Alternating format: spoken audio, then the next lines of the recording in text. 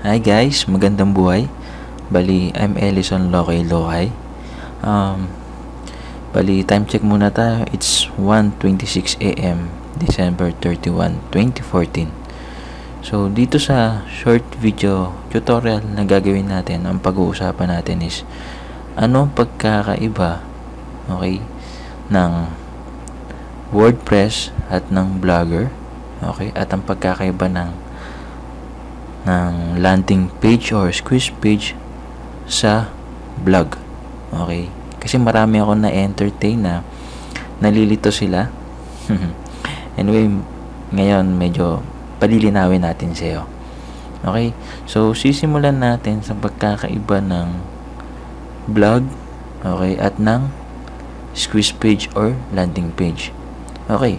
Itong nakikita mo, ito yung pinaka blog. Okay? Anong source niyan? May mga information. Ang ibig sabihin kasi ng blog, parang diary mo yan eh.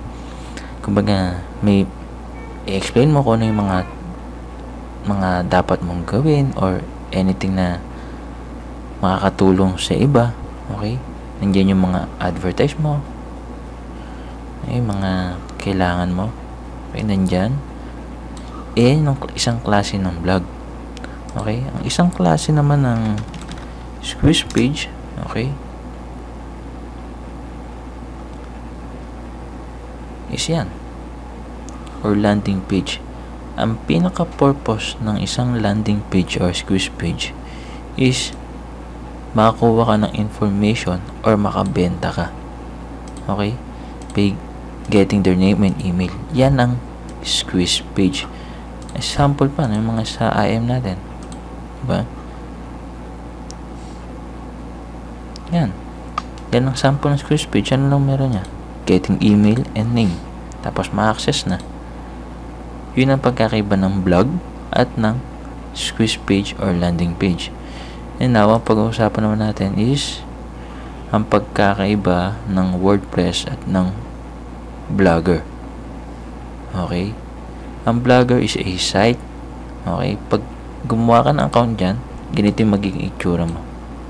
LSonLokayLokay.blogspot.com. Okay? Ito, may nakita ko na blogspot din. Ayan. Okay, malalaman mo yan kung blogger yan. Kung gawa sa blog. Kung gawa sa blogger.com. Yan, powered by Blogger. Pag naman gawa sa WordPress, okay, ayan, powered by WordPress. Okay. Ang ano lang nun is, ang Blogger, medyo parang medyo kulang siya. Pero almost ganun na rin. Meron siyang widget. Ito yung widget na sinasabi, nasa gilid. Ito yan, widget yan. Ito pa, yan, widget ang tawag dyan. Ito yung pinaka-post mo, blog post. Okay. Ito, blog post. Yan, blog post yan. Tapos, ayun. Ano pa ba? Ano pa bang ano natin? Mukhang wala naman na. So, yun yung pagkakaiba. So, huwag kang malilito pag sinabing blog. Okay, iba kasi pag sinabing blog, ang minsan naisip yung blogger eh. Blogger.com eh. Minsan, akala nila yung blog, yun yung squeeze page. Diba? So, ulitin natin. Ang isang blog, maraming information. Okay?